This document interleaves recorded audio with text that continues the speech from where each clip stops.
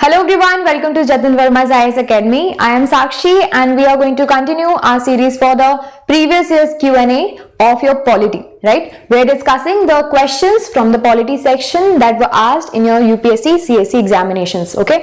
तो हमने अभी तक काफी सारे पार्ट्स किए हुए हैं और अगर आपको वो सारे पार्ट्स पुराने वाले देखने हैं so you can check out the playlist, वहां पे आप सारे पार्ट्स पुराने वाले देख सकते हैं.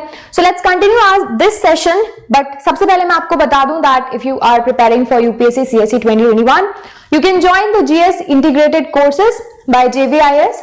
और अगर आप इंटरेस्टेड है, if you are student like under graduate और वर्किंग प्रोफेशनल और आपके पास टाइम है और आप सोच रहे हो कि इन फ्यू डेज और in few years you will be appearing in the examination, this course super 50 program for 2 years is the best option for you.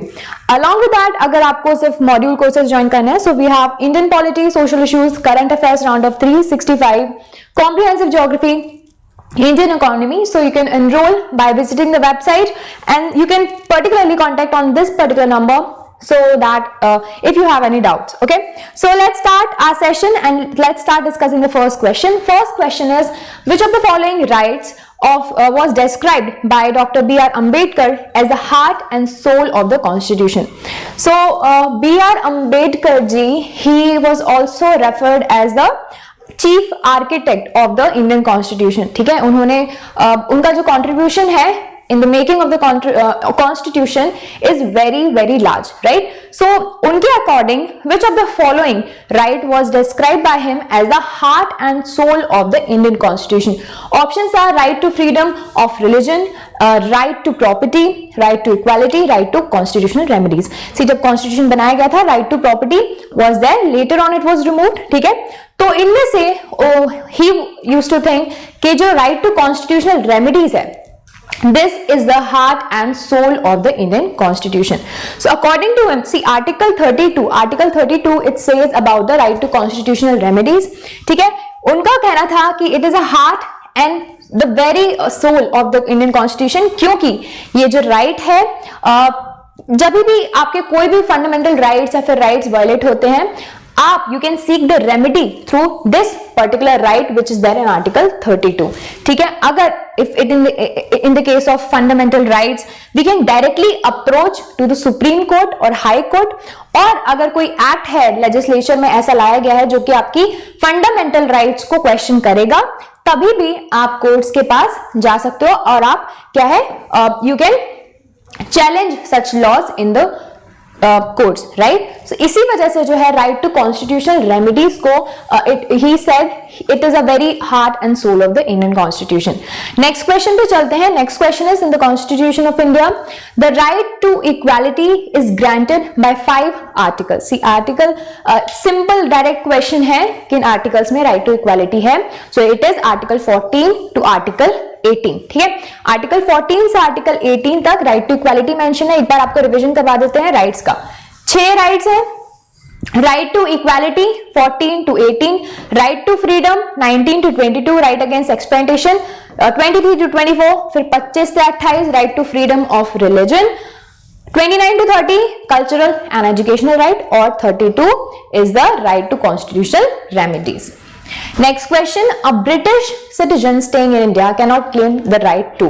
See, there are some rights which are available for the foreigners as well, but there are some rights जो कि सिर्फ और सिर्फ exclusively they are there for the Indian citizens. ठीक है, ये question काफी बार पूछा जाता है, अलग अलग तरीके से पूछा जाता है. कभी आपको स्टेटमेंट्स में पूछ लिया जाता है, ये पूछा था डायरेक्ट क्वेश्चन. ठीक है, तो इनमें से क्वेश्चन में ये पूछा गया है that a British citizen staying in India cannot claim the right to freedom of trade and profession, equality before law, protection of life and personal liberty and freedom of religion.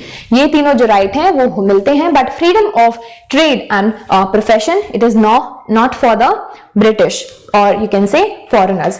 अगर हम देखें fundamental right exclusively इनको रट लीजिए 15, 16, 19 और 30. 15, 16, 19 and 30. They are exclusive to the citizens of India only. Freedom of trade and profession जो article 19(1)(g) में आता है, it does not covers, like it is not for the foreigners, right? Now, right to equality before law, protection of life, personal liberty, freedom of religions, they are available to both citizens and non-citizens of India. ठीक है? Next question पे चलते हैं. Which of the following statement is not correct? We need to choose the incorrect statement out of the statement. Press trust, press council पे है question. First statement है the press council of India is an autonomous quasi judicial body established under the act of parliament. ठीक है. Second one, the press information bureau provides accreditation to media persons so as to have easy access to information from government sources. Third one, among all the states in India, Maharashtra जो है it publishes the highest largest number of the newspaper and PTI is the largest news agency in the country. See, first, third and first, second and fourth statements are correct. It is not Maharashtra, it is Uttar Pradesh which publishes the largest number of newspapers in the country. Uttar Pradesh, Maharashtra, Delhi, these are the states. Okay, so option number C is incorrect. Okay, moving ahead, next question. Consultative committee of the members of parliament or railway zones is constituted by. यहाँ पर जो है parliament में consultative committees भी होती हैं for members of parliament और railway zones. उनको कौन कॉन्स्टिट्यूट करता है? President of India, ministry of railways, ministry of parliament affairs और ministry of transport. So it is ministry of parliamentary affairs which constitute the consultative committees. अब देख लेते हैं कंसल्टेटिव कमिटीज का मेन पर्पस क्या होता है, उनका काम क्या होता है. The main purpose of the consultative committees is to provide a forum for informal discussion. Formal discussion नहीं होता, एक इनफॉर्मल डिस्कशन होता है between the government and the members of the parliament on the policies and the programmes of the government of India. ठीक है, जिससे उनका implementation जो है वो आगे हो पाए. Next question, assertion regions दिए हुए हैं. Assertion is that the Council of Ministers in Union of India is collectively responsible for both Lok Sabha and Rajya Sabha. इसमें बोल रहा है कि Council of Ministers जो होते हैं they are collectively responsible for both the houses of the Parliament. Is it the correct statement? हमने same तरीके के क्वेश्चंस पहले भी किए हैं. अगर आपने वो सेशंस देखे होंगे तो आप इस क्वेश्चन को इजीली सॉल्व कर पाओगे.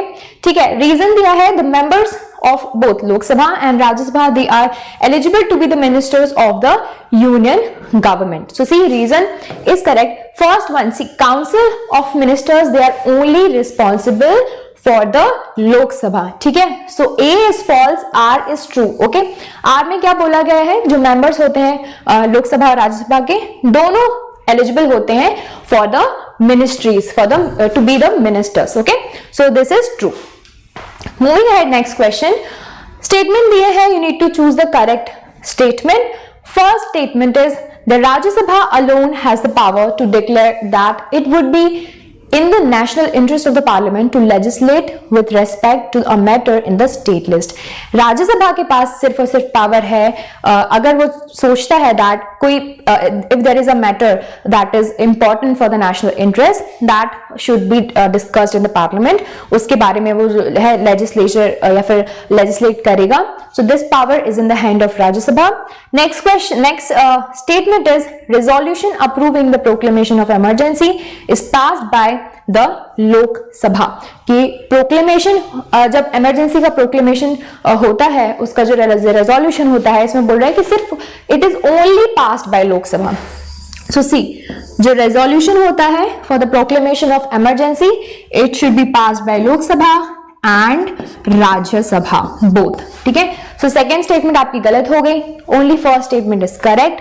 ठीक है, आर्टिकल 249 इसके अंदर जो फर्स्ट स्टेटमेंट हमने देखी that is there for Rajya Sabha, उसके पास सिर्फ पावर होता है to declare that it would be the national interest of the parliament to legislate with respect to the matters in the state list. जो स्टेट लिस्ट में जो मैटर है उसके बारे में जो है Rajya Sabha has the sole power to legislate. ठीक है, सेकेंड वन वॉज इनकरेक्ट क्योंकि रेजोल्यूशन जैसे मैंने बताया सिर्फ लोकसभा में नहीं, it should be passed in the both the houses of the parliament. Okay, next question is under which of the following ministries of the government of India does the food and nutrition board work?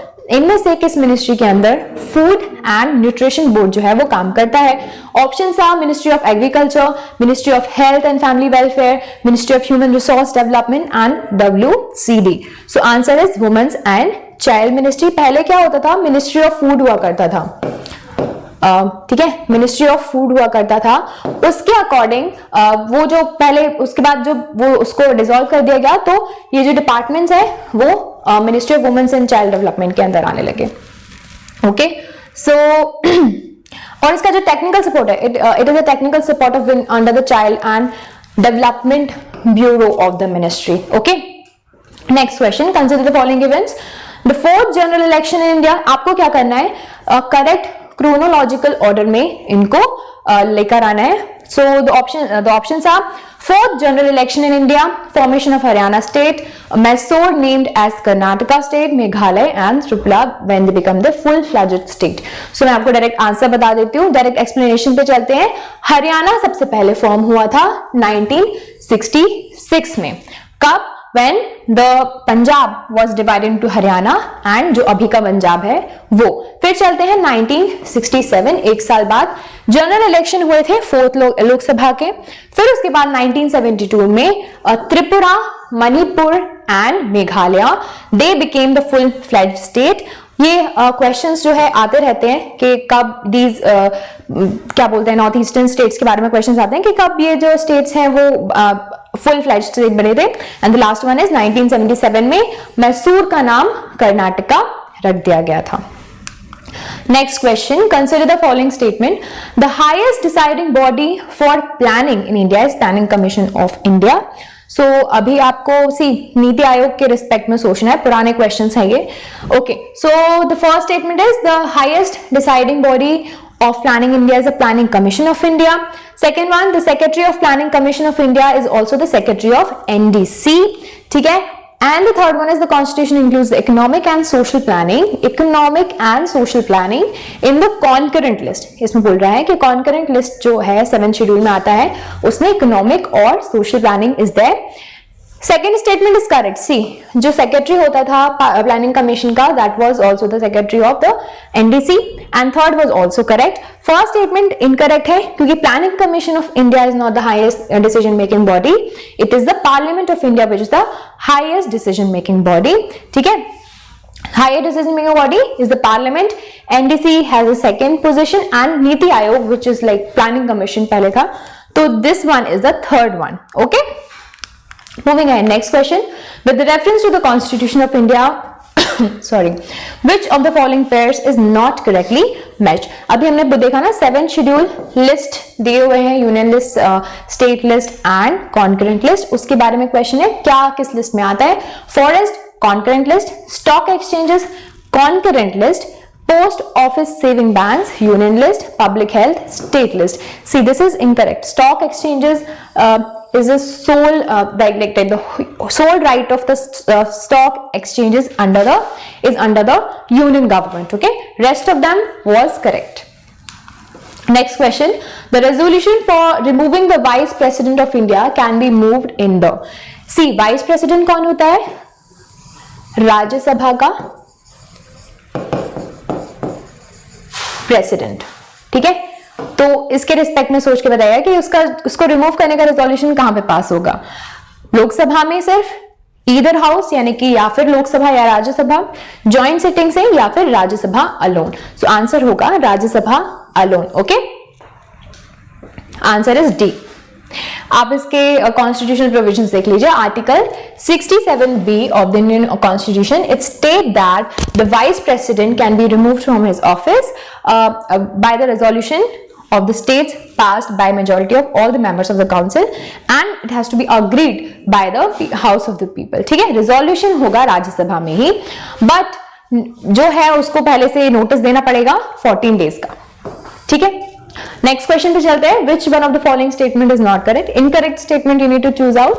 First statement is in the Lok Sabha no confidence motion has to set out the grounds on which it is based. यानी कि जब लोकसभा में no confidence motion जो है वो पास किया जाता है, it will have to set out the grounds, उसको सेट ग्राउंड्स बताने पड़ेंगे कि किस ग्राउंड्स पे वो नो कॉन्फिडेंस मोशन है वो बेस्ड है। सेकेंड स्टेटमेंट है, in the case of no confidence motion in Lok Sabha, no conditions of admissibility have been laid down in the rules And the third one is a motion of no confidence once admitted has to be taken up within the 10 days of the leave being granted. Rajya Sabha is not empowered to entertain a motion of no confidence. C. First statement जो है वही incorrect है, क्योंकि इसमें बोला गया है it has to set out the grounds, so there is no such conditions कि लोकसभा को सेट आउट करने पड़ेंगे grounds on which the no confidence motion is passed. ठीक है, there is no need to set out the grounds.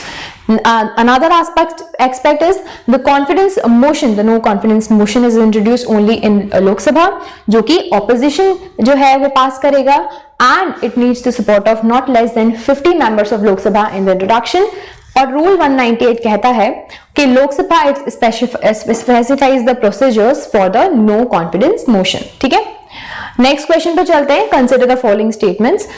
Superintendence, this is about the function of the election commission. Election commission of India के functions हैं, इनमें से कौन से functions हैं और कौन से नहीं है वो आपको निकालने हैं, आंसर देना है. First question, the superintendence direction and the conduct of free and fair election. क्या ये इलेक्शन कमीशन का फंक्शन है? So first one is correct. Second पे चलते हैं. Preparation of electoral rolls for all the elections to the parliament, state legislature and office of president and vice president. Third one, giving recognition to political parties and allotting election symbols to the political parties, individuals और the individuals which are correcting the elections. Reclamation of the final verdict in the case of election disputes. ये question हमने फिर से किया था पिछले session में. ठीक है, उसमें हमने देखा था कि जो फाइनल डिस्प्यूट्स होता है, एक क्वेश्चन था जिसमें हमने देखा था कि फाइनल डिस्प्यूट्स कौन रिजॉल्व करता है, सुप्रीम कोर्ट या election commission. So it was the Supreme Court and the judiciary which is there assigned for the final verdict that they give for the elections relating disputes. ठीक है, बाकी के सारे statement सही हैं. इलेक्शन फ्री एंड फेयर होना चाहिए, ये इलेक्शन कमीशन की जिम्मेदारी है. अलॉन्ग विद दैट जितने भी इलेक्शंस होते हैं, इलेक्टोरल रोल्स होते हैं, उनके प्रिपरेशन वगैरह का काम भी इलेक्शन कमीशन का है. और किस लिए उसको कॉन्स्टिट्यूट किया गया है? इन्हीं काम के लिए कॉन्स्टिट्यूट किया गया है. सेकेंड, थर्ड वन इज वो रिकॉग्नाइज भी करता है. एक और हमने फर्स्ट या सेकंड सेशन में हमने क्वेश्चन देखा था इससे रिलेटेड कि that election commission is the one who recognises the political parties and also allot the election symbols to the recognise political parties and the individual जो कि इलेक्शन लड़ रहे हैं. ओके, हाई कोर्ट्स हैं, इलेक्शन कमीशन नहीं है. Next question, with the reference to the Indian parliament which of the following is correct. Indian parliament पे question है. A, the appropriation, incorrect statement हमें जानना है. Okay, you need to choose the incorrect statement. The one is appropriation bill must be passed by both the houses of the parliament before it can be enacted into the law. Appropriation जो bill होगा उसको दोनों houses में pass होना होगा. Second one is no money shall be withdrawn from the consolidated fund of India except under the appropriation made by the Appropriation Act. Finance bill is required for proposing a new taxes. इसमें बोला है कि finance bill की जरूरत पड़ेगी अगर आपको नया टैक्स प्रपोज करना है. बट अगर जहां पे ऑलरेडी टैक्स है, सो there is no need for additional bill. But no additional bill is required for making changes in the rates of the taxes which are already under operation. So ये statement साफ साफ गलत है. कोई भी अगर नया टैक्स लाया जाएगा या फिर ऑलरेडी कोई बिल है, टैक्सेस हैं उनसे रिलेटेड है और उनमें चेंजेस लेकर आने हैं, रेट्स में चेंजेस लेकर आने हैं, तो एक फ्रेश बिल जो है वो हमेशा पास करना पड़ेगा. राइट, सो ये स्टेटमेंट गलत हो गया. आंसर हमने जान लिया, बट लास्ट स्टेटमेंट पढ़ लेते हैं. No money bill can be introduce except on the recommendation of the president. So this is also true, हमने पहले क्वेश्चंस किए हुए हैं. Option number C is incorrect. Okay. Okay. As I said, the fresh approval of the parliament is needed. Next one, survey of India is conducted under the Ministry of. So, जो survey of India है वो किस ministry के अंदर आता है? ये पूछा है. Easy question है. Options are defense, environment, forest, home affairs and Science and Technology. So it comes under Ministry of Science and Technology, Departments of Science and Technology. इसके अंदर आता है सर्वे ऑफ इंडिया. ये सबसे बोला जाता है, it is one of the जो मिनिस्ट्री है, it is the oldest scientific department और इसको सेटअप किया गया था 1767 में. ओके, नेक्स्ट क्वेश्चन पे चलते हैं. नेक्स्ट क्वेश्चन है, कंसिडर द फॉलोइंग स्टेटमेंट. इन स्टेटमेंट के अकॉर्डिंग आपको क्वेश्चन सॉल्व करना है. First statement is while members of Rajya Sabha they are associated with committees on public accounts and public undertakings, member of the committee on estimates are drawn entirely from Lok Sabha. यानी कि इसमें बोला जा रहा है कि राज्यसभा के जो मेंबर्स होते हैं they are associated with public account and public undertaking, और जो एस्टिमेट कमेटी के मेंबर्स होते हैं they are drawn entirely from Lok Sabha. ऐसा क्या कोई प्रोविजन है? Second one is the ministry of parliamentary affairs works under the overall direction of the cabinet committee on parliamentary affairs. And third one is the Ministry of Parliamentary Affairs nominates the members of the Parliament on committee, council, boards and commission set up by the Government of India on various ministries. See, सारे के सारे statements इसमें जो है वो correct हैं. ठीक है, सिंपल क्वेश्चन था काफी. Let's move ahead to the next question. Consider the following statements. Function of Election Commission of India. Finance commission of India. Finance commission के फंक्शंस के बारे में पूछा गया है क्वेश्चन. ठीक है, पढ़ते हैं. First option is to allow the withdrawal of the money out of consolidated fund of India. कि फाइनेंस कमीशन जो है वो अलाउ करता है if there is a need to withdraw the money out of what? Out of consolidated fund of India. Second, to allocate between the states the shares of the of proceeds of the taxes. जो taxes होते हैं उनको distribute करना, states और central government के बीच में shares distribute करना. To consider the application of grants in aid from the government. Grants in aid क्या होता है? Of the state government. So क्या होता है ना, देयर आर सम डेवलपमेंट्स या फिर कुछ प्रोजेक्ट्स होते हैं जो कि स्टेट गवर्नमेंट में होते हैं. अब उसके लिए जो पैसा है वो सेंट्रल गवर्नमेंट अलॉट करता है. ठीक है, तो वो उस पैसे को उसकी एप्लीकेशन को बोलते हैं ग्रांट इन एड्स. वो जो पैसा दिया जाता है सेंट्रल गवर्नमेंट के द्वारा किसी पर्टिकुलर प्रोजेक्ट के लिए जो कि होगा स्टेट गवर्नमेंट स्टेट में. ठीक है, उसको बोला जाएगा ग्रांट इन एड. सो क्या ये फाइनेंशियल कमीशन का काम है to consider the application of grant in aids from the state. And the fourth one is to supervise and report whether the union and the state government are levying the taxes in accordance with the budgetary provisions. See, ये जो होता है ना, distribution between a state and the central government, and these works are done by the Finance Commission of India. ये जो काम है ये काम नहीं है फाइनेंस कमीशन का. ठीक है, कंसोलिडेटेड फंड का के बारे में बात करें हम. फर्स्ट स्टेटमेंट देखा जाए तो ये तो पार्लियामेंट का काम है, राइट. चलिए पढ़ते हैं 280. Article 280 very famous finance commission की बात की गई है. इसमें बोला है it is a quasi judicial body जो कि प्रेसिडेंट ऑफ इंडिया के अंदर कॉन्स्टिट्यूट करवाई जाएगी हर 5 साल में, या फिर प्रेसिडेंट को लगे उसके पहले कॉन्स्टिट्यूट करनी है इस बॉडी को तो कर सकते हैं. It is totally up to him. उसके बाद जो the commission it makes the recommendation to the president with regards to the distribution of the proceeds of the taxes between the state government and the union government.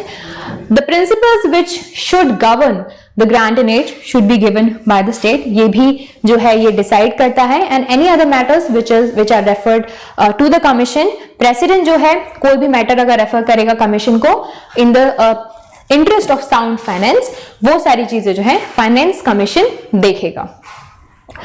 So guys, this is it for this session. आज हमने काफी सारे questions किए और उनके answers जाने, और I hope आपको ये सारी चीजें समझ में आई हो. उतना डिटेल में हम जाते नहीं इन सेशंस में क्योंकि these are the Q&A sessions. Topic wise discussion हम अलग से करते हैं. You can join the Indian polity course for this. This is the module course. You can join this course. Along with that you can also join the integrated GS courses अगर आपको पूरी GS की preparation करनी है for 2021. And if you have 2 years or so you can join this particular program specially designed and structured for the people who are working professionals and undergraduates. ठीक है, तो ये सारे कोर्सेज आप ज्वाइन कर सकते हैं by enrolling to the website or you can contact on this particular number. आज के सेशन में बस इतना ही. Hope you like this video. So I'll see you in the next session. Thank you so much for listening. Take care. Bye bye.